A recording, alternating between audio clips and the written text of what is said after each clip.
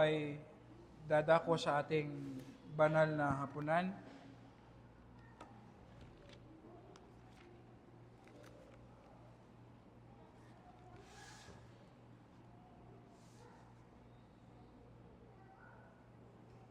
Dahil sa kamatayan ng ating Panginoong Yesus, tayong mga mananampalataya, nakipag-isa sa Kanya ay tinuturing na Kanyang mga anak. Ito ang nagbibigay ng substance, nagbibigay ng power sa atin. Kung maunawaan po natin na tayo ay mga anak ng Diyos na nasa langit, magbibigay ito ng security sa atin. At kung papaano tayo mamuhay, makikita po natin na hindi natin tunay na naunawaan. Ang ibig sabihin ng pagiging ama sa atin ng Diyos, ang ibig sabihin po, lahat ng Kanyang ibinibigay sa atin, ito ay para sa ating ikabubuti. Lahat. Mahirap man yan, comfort man yan, lahat ng ibinibigay niya sa atin para sa ating ikabubuti. Hindi po natin kamukha ang Diyos, tayong mga magulang.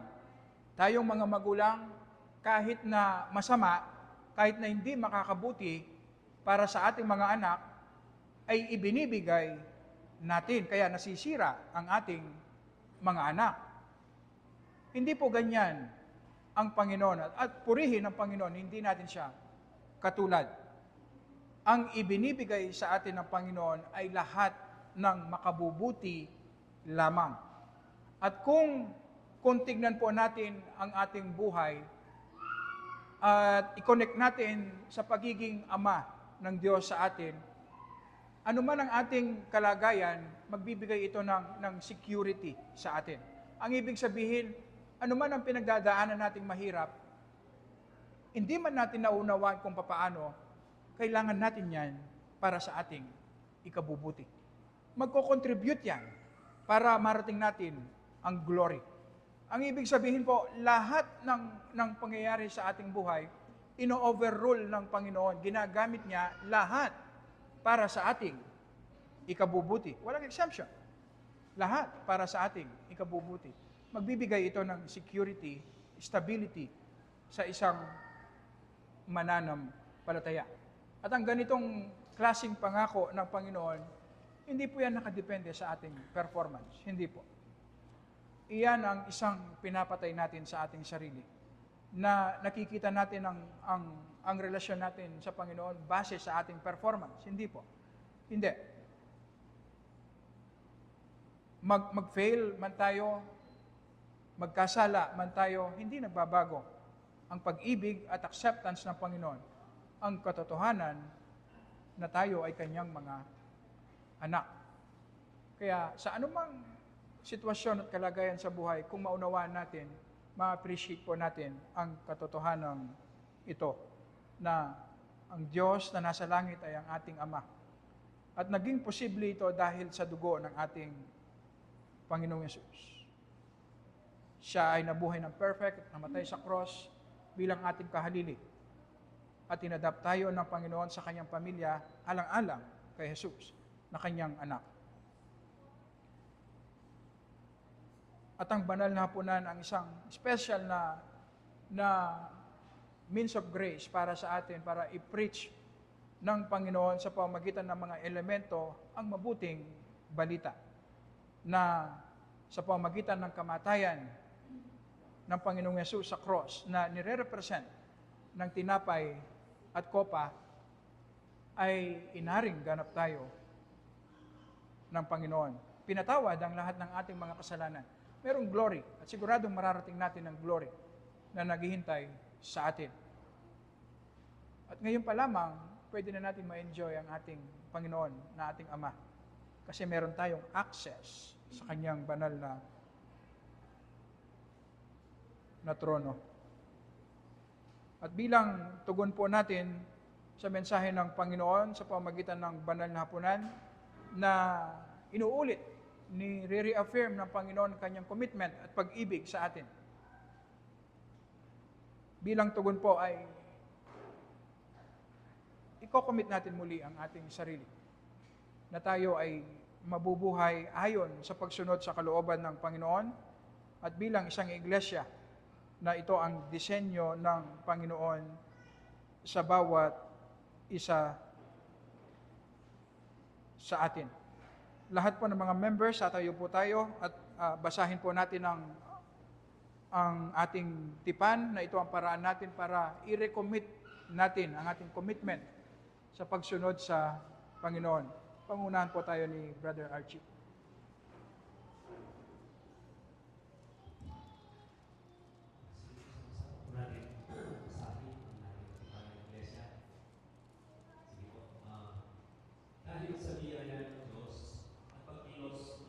Espiritu, tayo ay nananampalataya, tinatanggal ang Panginoong Jesucristo bilang ating Panginoon at Tagapagligtas.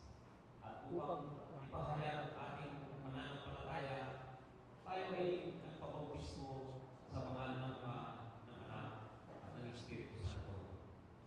Ngayon, sa presensya ng Diyos at ng mga anghel, tayo ay mataimtim at nagagalak na nakikipagtipan sa isa't isa bilang isang katawan kay Kristo. Tayo ay nakakasundo sa pagtubay ng banal na Espiritu na lumakad ng may pag-iigang Kristiyano. Masikap na isulong ang paglago ng Iglesia sa kaalaman, kabanalan at kaayusan. Itaguyod ang kanyang kaunlaran at espiritualidad. Manatilihin ang pagsamba, ordinansya, disiplina at katuwaan ng Iglesia. Ituring ang Iglesia na pinakamataas sa lahat ng uri ng institusyong pangtao, makibahagi ng may kagalakan at palagian sa pagtataguyod ng ministeryo ng Iglesia sa pananalapi, pagtulong sa mga nangangailangan at sa pagpapalaganap ng Ebanghelyo sa lahat ng mga bansa. Tayo rin ay nagkakasundo na panatilihin ang pagsarili at pampamilyang oras ng pananalangin at pag-iipag-ugnayan sa Diyos. Masikap na rin natin ang kaisipan ng ating anak at akayin sila sa katwiran. Hangarin ang kaligtasan ng mga kasambahay, kamag-anak at mga kaibigan. Lumakad ang may kabanalan sa santigulan. Maging makatwiran sa pag-iipag-ugnayan sa kapwa. Tapat sa ating relasyon at pagpuri-puri sa kilos at sa pag-uugali. Iwasan ang pagdadalang, paninirang puri, at labis na pagkagalit. Huwag abusuhin ang sarili sa mga nakakalasin na inumin at maging kasigasin sa pagpapalaganap ng kaharian ng ating dakilang tagapagligtas. Tayo ay hindi na nagkakasundo na batayan ng isa't isa ng may pagmamahalan. Alalahanin ang bawat isa sa pananalangin, paggabayan sa oras ng karamdaman at pagkabalisa. Linangin ang Kristyanong ikiramay at kalinamunan sa pananalita. Hindi madaling sumaan loob, sa halip ay may kahandaan sa pag-ikipagkasundo at pag-alala ng mga kautusan ng ating dakilang tagapagligtas. Bukod pa rito, tayo ay nagkakasundo na kung tayo ay lalayo sa Iglesia, tayo naman ay magkikibilang sa ibang Iglesia, kung saan may papabuhay natin ang mga sulat sa parang na ito at ang mga katuan ng salita ng Diyos. Tayo po ay makakaupo. Sa pamagitan po ng mga elemento, ang tinapay na sumisimbolo sa katawan ng ating Panginoong Yesus na nasabit sa cross, na inako niya ang puot ng Diyos sa kasalanan na dapat tayo ang magbayad sa impyerno sa pangwalang hanggan, sinasabi sa atin na wala nang kahatulan sa atin. At ang kopa na sumisimbolo sa dugo ng ating Panginoong Yesus na nire-represent, sinasabi sa atin ang katapatan ng Panginoon sa atin na ang kanyang pangako na nag-umpisa sa plano from eternity past, pinangako sa atin sa Old Testament at tinupad ng Panginoong Yesus na minsanang merong mamamatay para sa ating mga kasalanan. Sinasabi sa atin ang katapatan ng Panginoon sa kabila ng hindi natin pagiging matapat. Kung sa tulong ng Holy Spirit, bigyan tayo ng insights sa mga kahulugan nito, magbibigay ito ng malaking blessing sa atin. At ito ang visible preaching ng gospel. Hindi lang natin naririnig, kundi nakikita natin. At ang tugon natin kung paanong iniinom natin ang kopa at kinakain ng tinapay, yun din po ang tugon natin by faith upang maging blessing sa atin, maging kalakasan ang banal na hapunan. Ito ang purpose ng Panginoon, maging blessing, kalakasan sa atin ang banal na hapunan. Upang makapamuhay tayo na nakaayon sa kanyang kalooban bilang isang iglesia. At ito ay para sa mga mananampalataya na ikinumit ang kanilang sarili sa lokal na iglesia. Kung ikaw ay isang professing Christian, ang sinasabi ng Panginoon sa iyo ay importante ang iyong commitment sa lokal na iglesia para makamit ng Panginoon ang kanyang layunin.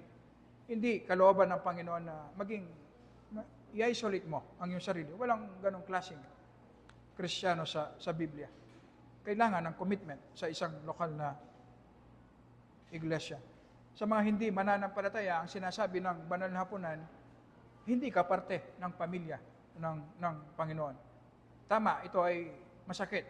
Pero sana, ang pain na yan ang magtulak sa iyo upang lumapit ka kay Jesus para sa iyong pananampalataya.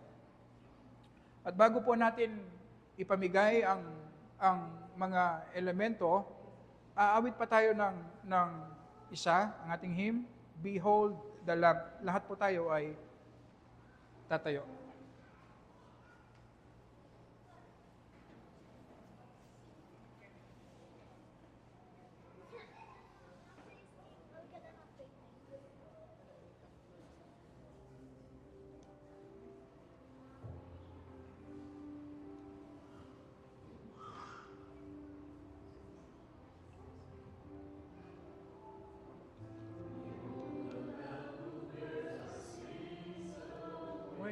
Slain for us, we remember the promise made and all the coming faith I believe inside the cross. So we share in this bread of life, and we drink of His sacrifice. Sign of our ransom peace, around the table of the King.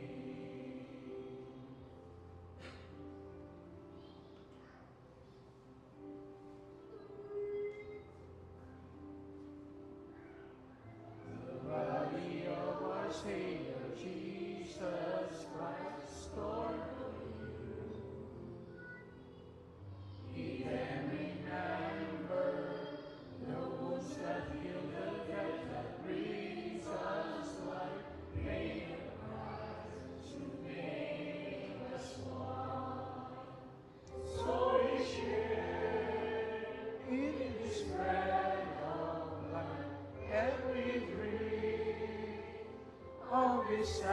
Sacrifice as a sign of our bonds of love around the table of the King.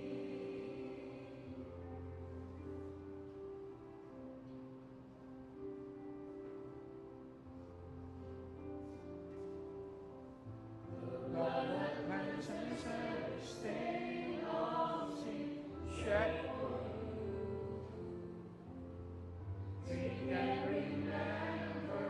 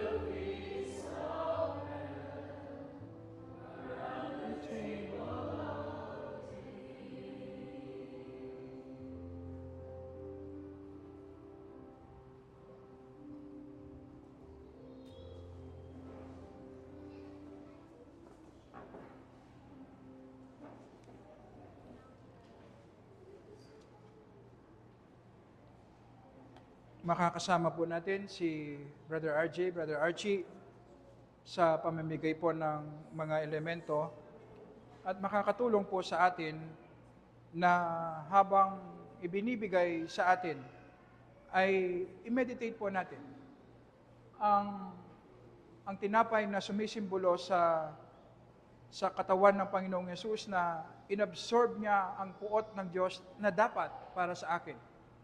Ang ibig sabihin, tayo po ay naglilingkod sa Panginoon, hindi para i-bless niya tayo, hindi. Nakamit na ng Panginoong Yesus sa mga blessings na ito. At magkasalaman tayo, hindi magbabago ang katotohanan yun na tayo ay kanyang mga anak. Kung maunawaan lang natin at pag-aralan natin, humingi tayo ng tulong sa Holy Spirit na bigyan niya tayo ng insights habang nagme-meditate, at yun ang ipag-pray natin, magiging blessing po sa atin ang banal na hapunan. Hindi lang ito basta-basta kinukuha at kinakain o iniinom. Hindi po. Mag-meditate tayo. Mag-isip po tayo para sa ating sariling pakinabang, para sa glory ng ating Panginoon. Tawagin po natin si Brother Archie, Brother RJ.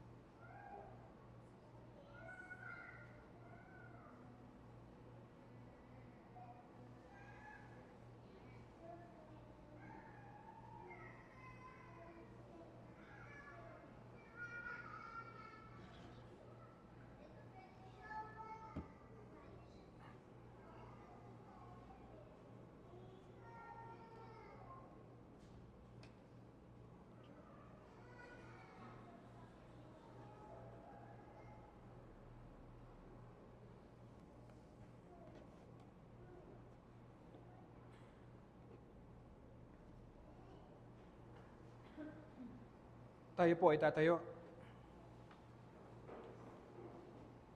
Ang tinapay na sumisimbolo sa katawan ng ating Panginoong Yesus na nasabit sa krus. Tayo po ay mag-pray. Nagpapasalamat at nagpupuri kami, Panginoon, na aming Ama na nasa langit. Sa pamamagitan ng kamatayan ng aming Panginoong Yesus sa krus, ay inako niya ang lahat ng penalty ng aming mga kasalanan. Kaya naman, Panginoon, ang pwede mo lang nalang gawin sa amin ngayon ay mahalin kami alang-alang sa aming Panginoong Yesus. Salamat sa katwiran na ipinasuot mo sa amin, Panginoon, na nakamit ng aming Panginoong Yesus. na dahil dito ay meron kaming kalayaan ngayon na maglingkod sa iyong kingdom, hindi para sa aming sarili, kundi para sa iyong glory. Meron kaming kalayaan na mahalin ang aming kapwa, hindi para sa aming sarili, kundi tunay na para sa aming kapwa. Tulungan mo po kami, Panginoon, na maunawaan ito at i-apply mo sa aming mga puso. Taas po natin na ang Panginoong Yesus ng gabing siya'y pinagkanulo ay dumampot ng tinapay. At nang siya'y makapagpasalamat, ito ay kanyang pinagputol-putol at sinabi, ito ay aking katawan na pinagputol-putol para sa inyo. Gawin ninyo ito sa pag-alaala sa akin. Tayo po.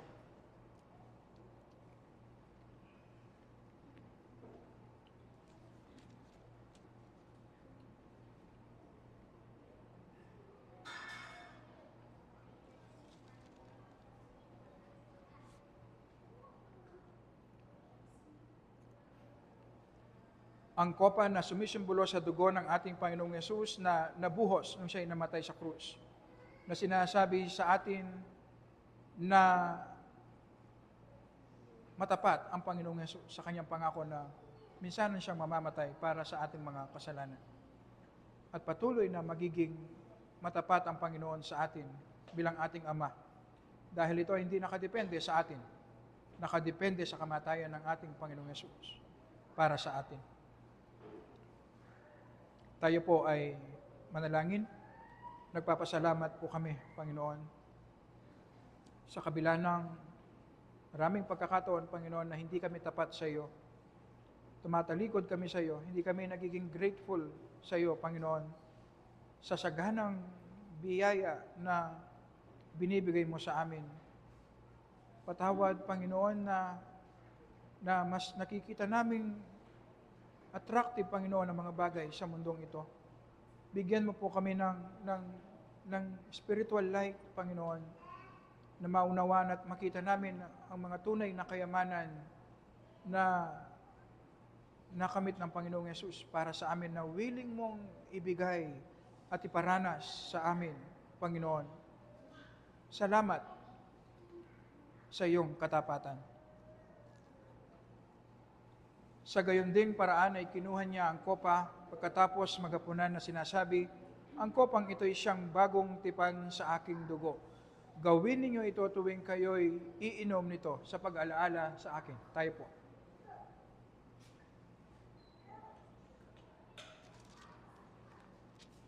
Sapagkat sa tuwing kainin ninyo ang tinapay na ito at inuman ang kopa, ipinapahayag ninyo ang kamatayan ng Panginoon hanggang sa dumating siya.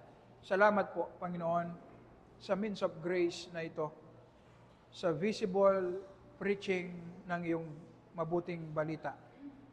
Ng aming Panginoong Yesus ay minsanang namatay sa krus upang kaming mga makasalanan ay maging matuwid sa iyong harapan. Kaya naman, inadapt mo rin kami sa iyong pamilya. Panginoon, ang iglesyang ito, ang iyong pamilya, at kami ay ang iyong mga anak sa pamamagitan ng aming Panginoong Yesus.